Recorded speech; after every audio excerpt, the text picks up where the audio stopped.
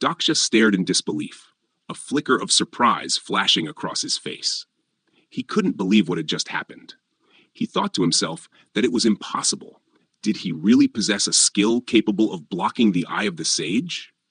First it had been bookmark, and now it was the fourth wall. Nearby, Junghyuk Yu's expression darkened with fury. Internally, he resolved that he needed to kill Dokja immediately. The threat was too great. Dokja clenched his fists, frustration rising. He realized he had made things more complicated than necessary. There was no way Junghyuk would trust him now. He needed to change his strategy. Out loud, Dokja called to him, insisting that Junghyuk needed a trustworthy ally.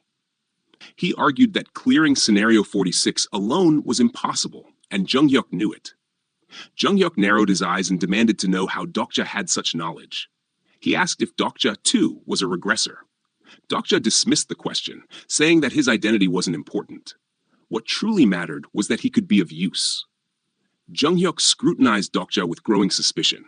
If Dokja had been a regressor, Junghyuk told himself, he would have recognized him. That meant the possibility remained. Could Dokja be something else? Dokja declared that he knew a future Junghyuk didn't.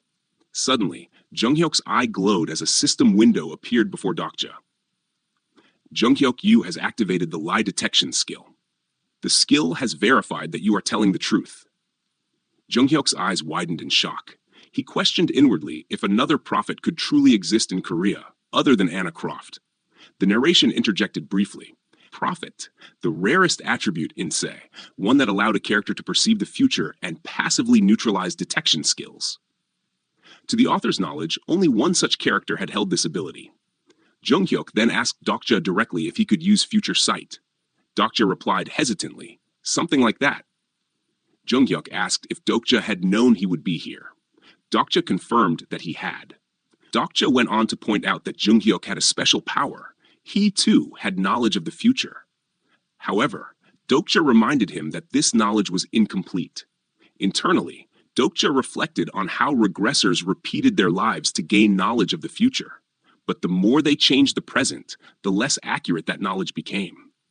Eventually, they would reach a point in time they no longer recognized. He told Junghyuk that if he made him a companion, he could help fill in the gaps in his foresight. Dokja noted inwardly that someone like Junghyuk Yu, who valued control and preparation, would find having a prophet as a companion incredibly appealing. And he could play that role because he was the only reader of this story. Junghyuk considered it seriously. If Dokja truly was a prophet, then his presence would be helpful not just for Scenario 46, but also in the battles to come, including the confrontation with Zarathustra. Yet, he questioned whether the man could be trusted as a companion. A system window appeared. 50 seconds remaining until the end of the scenario. And then another. 40 seconds remaining until the end of the scenario. Junghyuk looked at Dokja decisively and announced that he had made up his mind. He would take him as a companion. Without waiting, he grabbed Dokja and began dragging him along. Startled, Dokja tried to protest, asking if he could at least. Before he could finish, they both stepped onto the Deus Ex Machina elsewhere. Hyonsung, the child, Han, and Sangha all looked around in confusion, wondering what had happened to Dokja. Dokja, panting and unsteady on his feet, thought to himself with relief that he was finally safe. He couldn't believe he had managed to convince the regressor. A system notification appeared. You've become worn out due to excessive concentration. Personal skill, omniscient reader's viewpoint, deactivated. Dokja frowned, slightly anxious that his skill was shutting down, but reassured himself that he had done all he could. He had persuaded Junghyuk in record time, and now he could finally cross the... Junghyuk suddenly stopped at the end of the bridge, turned to Dokja, and asked one final question. If Dokja truly was a prophet, then he should be able to foresee his own future, right? Without waiting for a response, Junghyuk lifted Dokja into the air and carried him toward the edge of the broken bridge. Dokja's instincts screamed at him. He had a very bad feeling about what was coming. In the next instant, a sea serpent burst from the waters below, jaws wide and aimed straight at him. Junghyuk spoke calmly, asking Dokja to prophesy. Would he be let go or not? Furious and wide-eyed, Dokja cursed the man inwardly. He knew Junghyuk Yu better than anyone else. If this was the same Jung-hyuk from the novel he had read, then... Through clenched teeth, Dokja declared a few conditions.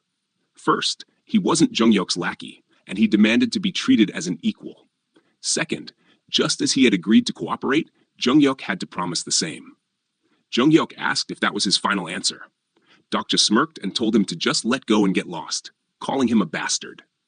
With a slight grin, Jung-hyuk released his grip, letting Dokja fall. As Dokja plummeted, Jung-hyuk's voice followed him. He said he believed him. Dokja really was a prophet. Dokja could only think bitterly, calling him a bastard as the sea serpent lunged upward and swallowed him whole. A final system message appeared. You have failed to clear the scenario.